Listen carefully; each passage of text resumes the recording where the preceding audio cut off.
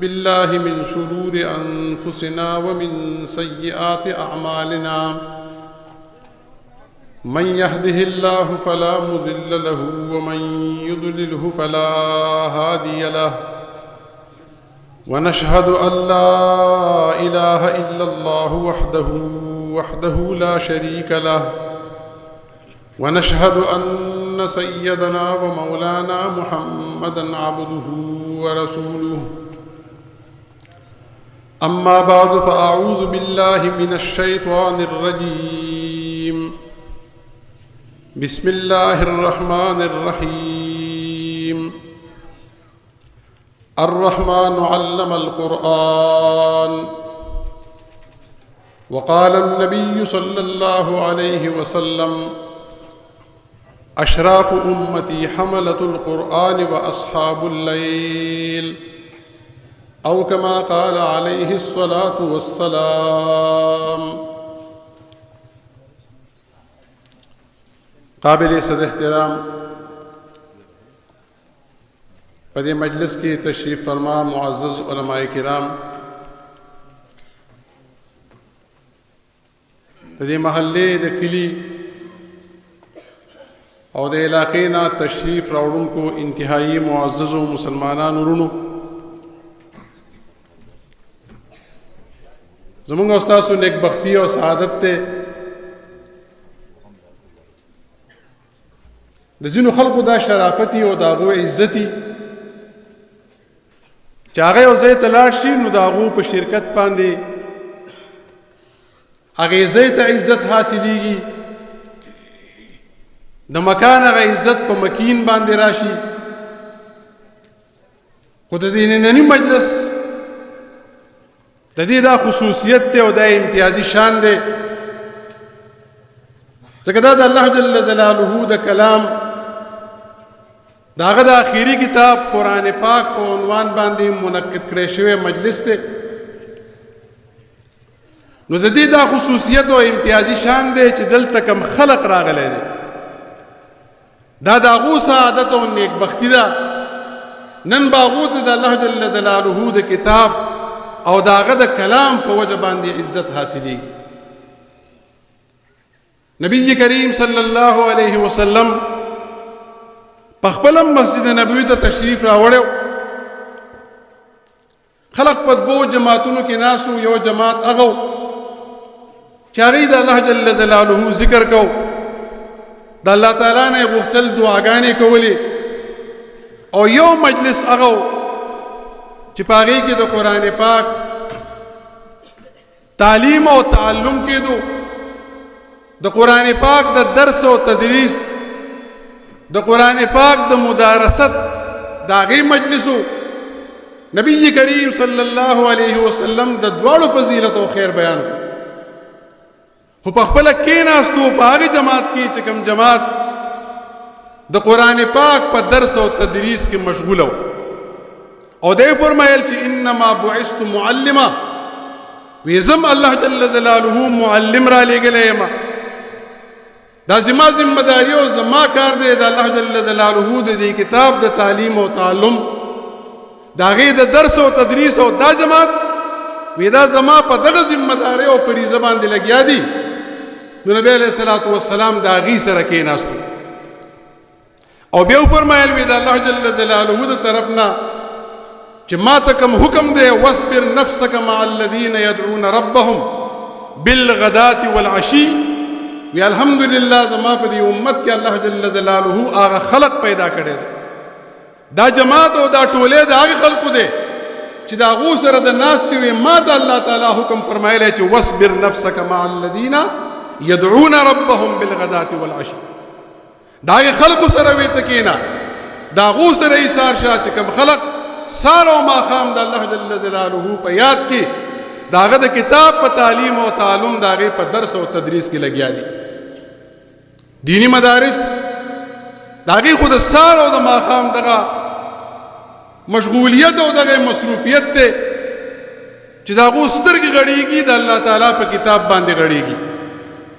که هغه ورته کېږي د هغو خوب د الله جل جلاله په کتاب باندې دی. کاغه خوراک کوي دا غو سوچ د الله جل جلاله په دین کې کاغه په مانځ باندې ولاړ دي نو په مانځ کې هم دا غو سوچ او فکر عمر ابن خطاب رضی الله تعالی عنہ فرمایل وی انا اجهز الجيش وانا في الصلاه وی زما سوچ د لخر په تیاری کې ز سب بندي کوم د مسلمانانو په میدان جهاد کې چې سب بندي بسنګ کیږي د مسلمانانو د لخر په کوم ځایونو باندې به داغو نسب کول کیږي په څه طریقه باندې به جنگ کیږي وی زه په مانځ کې ولاړم او زما سوچ او فکر دی دا علماء کرام او مدرسین دا په مانځ باندې ولاړ دي داغو سوچ او فکر د قران پاک د دې تعلیم او تعلم دی داغو سوچ او فکر د قران پاک د درس او تدریس دی داغو د خوراک نم قران جوړ شوی دی داغو د سکاک نم قران جوړ شوی دی داغو د خوب نم قران جوړ شوی دی اګه په مانځ باندې ولاړ دي نو پاږي کې داغو سوچ او فکر دا د الله جل جلاله د دې کتاب قران پاک په تعلیم او تعلم کې جردی خدا نیک بختی او سعادت د روزمره الله جل جلاله هي سګر زولدا چې داغو ژوند د قران پاک سره تیر شو و چې زمون کمرونه داغو عام اوقات څخه په دنیاوی مصروفیاتو کې تیریږي د ډیرو خلکو به د الله جل جلاله د دین نه په غفلت کې تیریږي د چاغه به د دین په مقابله او د هغې نه په اعراض کې تیریږي که په داسې موقع باندې د دې دینی مدارسو د خیر او برکت زمونږ د دې ماشومانو د دې طلباو د تعلیم او تعلم نه علاوه یو لوی دام دی چې زمونږ او ستاسو لپاره داسې مواقع فراهم کړي مونږ له داسې وختونه د الله جل جلاله د دې دین سره ولګئ چې په هغې باندې د انسان تعلق د الله تعالی سره جوړیږي نو هغه د خیر او د برکت یو مظهر د هغې مظاهرونه چې په هغې کې زمونږ د مختلف طبقاتو والا خلق په دې ورځ باندې د قرآن پاک د ختمونو په دې تقریب کې هغو ته د شرکت دا کم سعادت حاصلېږي نو ځان د عمر دپاره داسې خاموش ساتل نه پکار چې موږ روزمره د علماء کرامو بیانات اورو د هغو په مجالسو کې شرکت کوو د ختمونو دا تقاریب منعقد کېږي موږ هغې ته راځو په سوشل میډیا باندې چې کوم د دغه دینی خدماتو مظاهر موجود دي هغه موږ اورو ګورو او د هغې باوجود زموږ په دې ژوند کې څه فرق نه راځي په هغې کې تبدیلي نه راځي په موږ کې د اوسه پورې د اسلام په حواله باندې دا جذبه پیدا نه شوه دا غیرت پیدا نه شو چې د الله جل جلاله په دین باندې موږ نه وګو موږ په هغې باندې د چا ګریوان ته لاس واچو قرآن د الله جل جلاله کتاب د هغې په حواله باندې کم نظریات خورېږي څه عقاید د خلکو جوړېږي د نبی کریم صلی الله علیه وسلم د ذات په حواله باندې قرآن پاک د هغه مقام ذکر کړو چې النبی اولا بالمؤمنین من انفسهم مؤمنان وی دا زیات نزدې دي نبی کریم صلی الله علیه وسلم ته هغه دې د زیات نزدې دی د دې د نفسونو نه او د هغې دپاره علماو مثال ذکر کړی دی وی که چېرې مونږ د دې غرمو اندازه لګو د غرمو نو مونږ به یو فکري حرکت کوو او دا به مونږ ګورو چې دا راغلی د انور د کوم ځای نه دی دا غرمه د کوم ځای نه راغلي نو مونږ به په دې باندې رسو د انور هغې جسم او د هغې هغې ټیکیا ده چې د هغې نه دا رڼاګانې په دنیا باندې خورې شوي دي نو دا رڼاګانې د ټولو نه زیاتې نږدې دغې د انور دې جسم ته دي چې د هغې نه یې ابتدا شوې ده زمونږ سره د ایمان که څه ذره موجوده ده زمونږ سره اسلام دی د دې ایمان او د اسلام د دې مبدع پیژندل پکار دي چې د دې ابتدا د کوم ځای نه شوې ده نو که مونږ د خپل ایمان له حرکت فکري ورکو مونږ په دې سوچ باندې روان شو چې زمونږ دا ایمان د کوم ځای نه راغلی دی دا ایمان د مسلمان چې د ټولو نه قیمتي سرمایه د هغه سره موجود ده د هغې ابتدا دا په انسانیت کې د نبی کریم صلی الله علیه وسلم د ذات اقدس نشوي دا چې مونږ ته ایمان دا هغه په برکت باندې میلاو دی مونږ ته اسلام دا هغه په وساتت باندې راغلی دی مونږ ته قرآن دا هغه په ذریعه باندې میلاو شوی دی دا د الله جل جلاله هغه عظیم نعمتونه دي چې د دنیا تمام نعمتونه بلکې د انسان د خپل تخلیق او پیدایش دا په هغې باندې کم دی د سوره رحمان دا ابتدائی آیت کریمه چې ما تلاوت کړې نو الله جل جلاله د خپل رحمت خلقو ته مظاهره کوي خپل صفت د رحمت ذکر کوي چې الرحمن الله جل جلاله رحمان ذات دی د اسلام په حواله باندې د خلقو چې کومې پروپیګنډې په مختلف اوقاتو کې د دهشتګردۍ په حواله باندې خورې شوې د انتها پسندۍ په حواله باندې خورې شوې د بنیاد پرستۍ په حواله باندې خورې شوې اسلام او مسلمانان په یو داسې وحشتناک صورت کې دنیا ته مخامخ کړي دي او هغو ته یې ښوولي دي چې لکه دا خلق د سره په تهذیب او تمدن باندې په اخلاقیاتو باندې پوهېږي نه او زمونږ هم د قرآن پاک نه دومره دوری او دومره لرېوالی دی چې مونږ په خپله لا خپل ځان هم نه دی پېژندلی د قرآن پاک په رڼا کې که قرآن پاک د نبی کریم صلی الله علیه وسلم صفت دا بیان کړی چې وانک لعلی خلق عظیم چې ته په اخلاق عظیمو باندې ته په لوی اخلاقو باندې او مونږ او تاسو ته دا فرمایلیو چې لقد کان لکم فی رسول الله اسوه حسنه وی ستاسو د پاره د پیغمبر په زندګۍ کې بهترین نمونه ده که مونږ د قرآن پاک دغه اخلاقیات د نبی علیه الصلاۃ والسلام پیژندلی وی مونږ نبی علیه الصلاۃ والسلام د ځان د پاره نمونه ګرځولی وی نو مونږ ته به د الله جل جلاله دا صفت د رحمانیت ښکاره شو مونږ ته به د قرآن پاک هغه اخلاق عظیمه ښکاره شو چې هغه د نبی علیه الصلاۃ والسلام بیان کړي دي مونږ ته به د نبی علیه الصلاۃ والسلام هغه انسانیت د هغه شرافت د هغه عزت او مقام معلوم شو چې خلقو مسلمانانو نه غیر مسلمو د نبی علیه الصلاۃ والسلام د دغه صفاتو اقرار کړی دی او هغه په انسانیت کې د ټولو عظیم رهنما او لیډر تسلیم کړی دی خو زمونږ په خپله چونکې د قرآن پاک سره تعلق نشته د نبی علیه الصلاۃ والسلام د زندګۍ سره ربط نشته زمونږ خو الله د خیر وکړي سړی په هغې حالت باندې یېرېږي چې قرآن پاک ذکر کړي وي الم تر الی الذین اوتوا نصیبا من الکتاب وی تا هغې جماعت ته د خلکو کتلي د یهودیانو نه چې هغو ته د کتاب صحیح حصه ورکړی شوې وه څه لږ ډېر آسماني پوه او علم ورسره و خو هغه خلق د کفارو په باره کې دا وایي یقولون للذین کفروا هؤلاء اهدی من الذین آمنوا سبیلا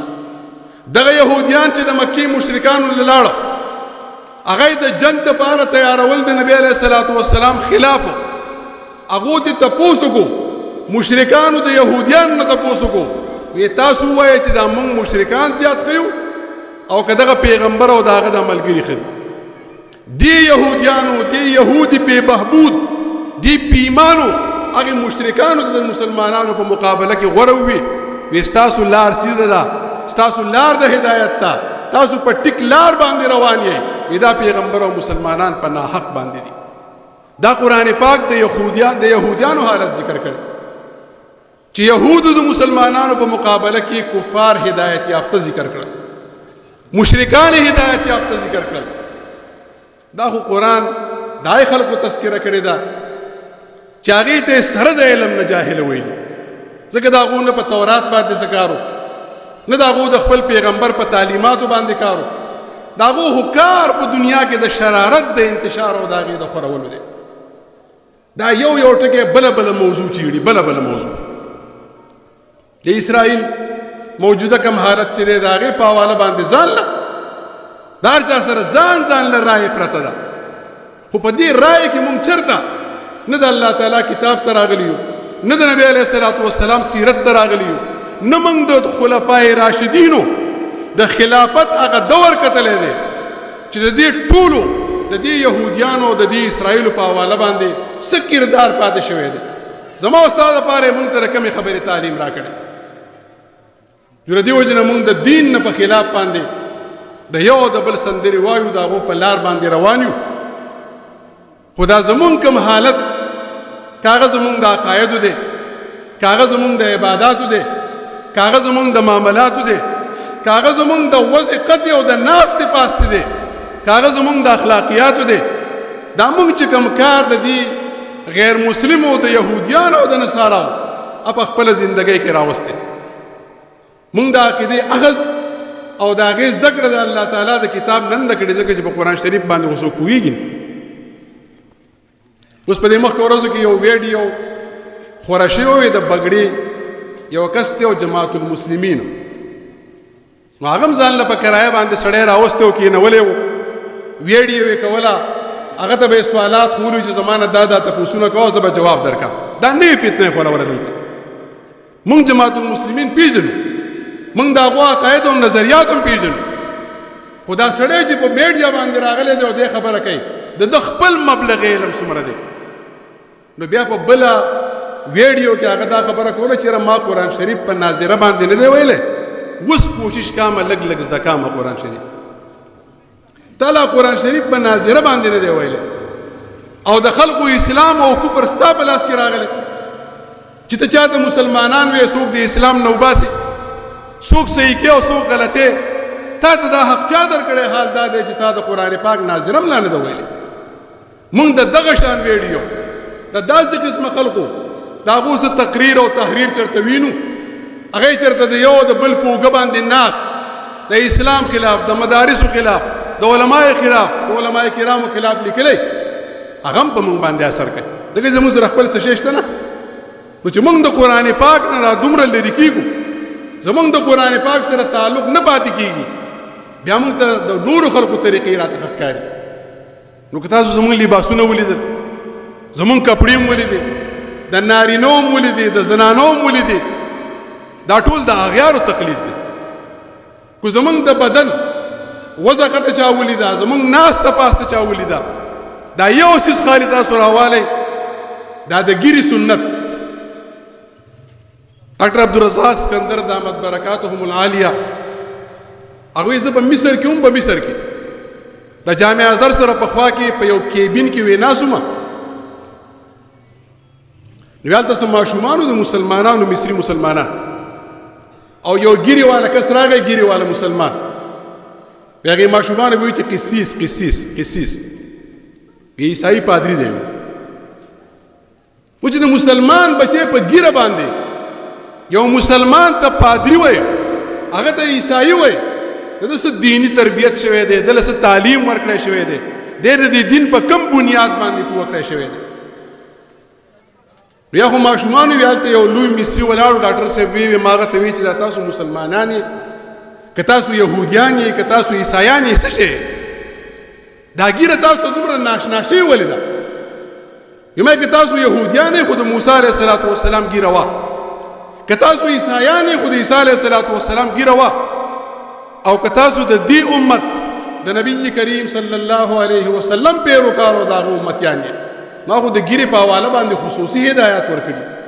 دې له اهمیت ورکړی، دا ګیرې د حیا مرکز ذکر کړی، او په دې باندې د ډېر شی منکرات او د ګناهونو نه سړی منع کېږي. خو د دې خلاف داسې پروپیګنډه شوې ده چې اوس دا مولان غریبانان په دې سټیج باندې د ګیرې په دې خبره بیانولو باندې هم داسې شرمېږي، ځکه چې دا بار خلک په مخه باندې بیا دا وایي دې مولانو خالي دغه مسلې زده کړې نو، ګیره لنډه او ګیره اوږده، او پیسې کته او پیسې بره، نو چې د دې بوج باندې ته الله تعالی جهنم ته بیایي. نبی علیه السلام د ګیره خریونکي نه مخ ګرځولی، اگر چا غیر مسلم د چا پرتوک چې د هډوکي نه په کته باندې ځي، د هغه دپاره یې فرمایلي وي دا به جهنم ته ځي. نو په دې باندې چې یو سړی خبره کوي، هغه صرف په ګیره او په پیسو باندې خبره کوي، دا د دین اجزا دي، د دین حصې دي، خو په یو منصوبه باندې، په یو پروګرام باندې د دې خلاف دومره پروپیګنډه شوې ده چې اوس یو عالم هم په منبر محراب باندې د دې په حواله باندې چې خبره کوي، چې دی پړه کوي چې دا خلک به اوس دا خبره کوي چې ګوره رښتا وایي دا خلک، دې ملا خو دغه مسلې زده کړې او دی خو په مخه باندې به دغه د ګیره او د پیسو خبره کوي، بل څه نه و. نو د دې ګیرې په حواله باندې چې دا انتهایی یو اهم ترین عمل په دې اسلام کې د هغې سره دا نوی نسل څه چل کوي کومې نخرې د هغې سره وکړي کم کار یې په هغې کوو په قسمونو باندې په دې مخ باندې د خلکو او د دیندارۍ د دیندارو کورونو د هغو هلکان د هغو په کورونو کې چې کله مونږ اولاد ته دین ونه ښیو مونږ د اولاد د الله تعالی د کتاب ته رانولو مونږ هغو ته دا ونه ښیو چې ګورې دا د یهودیانو خصلت الله تعالی ذکر کړو چې هغه مشرکانو ته د مسلمانانو په مقابله کې هدایت یافته وي ته چېرته ګورې مشرکانو او کفارو ته ته چېرته ګورې یهودیانو او نصاراو ته د مسلمانانو نه او د نبي علیه الصلاة والسلام د دین او د هغه د دې سنت نه زیات هدایت یافته ونه یې ګورې نو که موږ په خوله باندې نه وایو نو په دې کردار باندې ولې موږ د هغو تصدیق کوو چې موږ د نبي علیه الصلاة والسلام یو سنت را کړو موږ ته یوه نمونه ښوولې وه موږ ته یوه طریقه بیان کړې وه او دی فرمایلي چې ستاسو دپاره د پیغمبر په زندګۍ کې بهترین سنت دی او موږ عملي طور د بل چا په لار باندې روان یو زموږ په مخ باندې د نبي علیه الصلاة والسلام د هغه شکل صورت او د هغه وضعه دا موږ ته ښه نه ښکاري نو د دې دا مطلب دی که چې موږ یهودیت ته د اسلام نه لوی هدایت وایو موږ نصرانیت ته د اسلام نه لوی هدایت وایو که اسلام موږ ته هدایت ښکاري دی بیا موږ د دې خلکو وضعه ته نه وای اختیار کړی خو چې دا موږ پرېښودو اسلام او زموږ نه علم په هغې باندې شته او نه عمل په هغې باندې شته نو د دې سیده ساده مطلب دا دی چې موږ ته د دې خلکو علم د هغو هغه پوهه د هغو نظریات او د هغو عقاید د هغو کردار او عمل د هغو وضعه ته د اسلام په مقابله کې زیات د هدایت کاري زیات راته ښه ښکاري د دې وجه نه موږ د هغو په لار باندې روان شوي نو دا د الله جل جلاله د دې کتاب قرآن پاک د دې تعلیم او تعلم د هغې د درس او تدریس په حواله باندې د دې علماء کرامو دا کوم خدمات چې دي که هغه په جوماتونو کې کوي که هغه په مکتبونو کې کوي که هغه په دې دیني ادارو په دې دیني مدارسو کې کوي که هغه د ناظرۍ په صورت کې کوي که هغه د ترجمې په صورت کې کوي که هغه د حفظ او د تجوید په صورت کې کوي او که هغه د علم په صورت کې کوي دا ټول د انبیاء علیهم الصلاة والسلام او بیا خاص طور د نبی علیه الصلاة والسلام هغه ذمهداري چې هغه د خلکو ته به د قرآن تعلیم ورکوي الحمدلله دا جماعت دا ډله د علماء کرامو په دقې ذمهدارۍ باندې لګیا ده او وخت په وخت باندې موږ د دې خدماتو د هغو هغه موږ ته داسې مواقع فراهم کوي او ښیي راته چې زموږ څومره ماشومان هغې ته د الله جل جلاله دا کتاب قرآن پاک وښو هغه په قرآن باندې مزین کړي دي او هغه په هغې باندې ښایسته کړي دي هغو له د ټولو نه لوی نعمت د الله تعالی چې هغې الله جل جلاله اعلان فرمایو چې زما لوی رحمت وی علم القرآن التعلیم د قرآن دی د انسان پیدایش وروستو بیان کړی د نور او د سپنګو باسي وروستو کړی دی دغه تمام څیزونه وروستو د الله جل جلاله د دې کتاب علم د هغې تعلیم او تعلم دا د ټولو نه زیات اهم په هغې باندې د دې دنیا هم د انسان دپاره عزت دی په دغه کتاب باندې د آخرت هم د انسان کامیابي منحصره ده د قاري نصیب خان صاحب دا اداره د هغه دا مدرسه الحمدلله چې د څو کالو نه د هغو هغه لیستونه ټول په دې مختلف بینرو باندې د هغې د فضلاو د هغو د نومونو د هغو د کلو د هغو د علاقو په تمام تفصیل باندې هغه ستاسو په وړاندې موجود دي دا خلق دی چې د هغو سره موږ تعلق ساتو د هغو سره زموږ تعاوني د هغو سره زموږ مرسته د مال او دولت په لحاظ سره آخري خبره ده د بچي په لحاظ سره د ټولو نه مخکې ده چې هغه کوم کار ته ناست دی موږ خپل بچی راولو هغه زموږ د بچو په غم کې دی د هغو په فکر کې دی چې موږ هم د دې خپل بچي دپاره د دې لوی نعمت د الله تعالی د لوی رحمت انتخاب وکړو چې دته موږ قرآن پاک وښیو الحمدلله د هغې څه مظهر هغه نن ستاسو په وړاندې باندې د 15 شپړو د قرآن پاک د حفظ د ختم هغه به د هغې مظاهره ستاسو په وړاندې باندې کېږي ښوولی کېږي به او د هغې مسلسل دا خدمتونه نو الله جل جلاله دې د هغو دا خدمات قبول کړي دغه ماشومانو ته د هغې والدین هغې کوم مشران تشریف فرما دي هغې ته مبارکباد ورکړو او دا دعا کوو چې الله جل جلاله د دغې ماشومانو د قرآن پاک د حفظ دا سلسله مخ په وړاندې باندې بوزي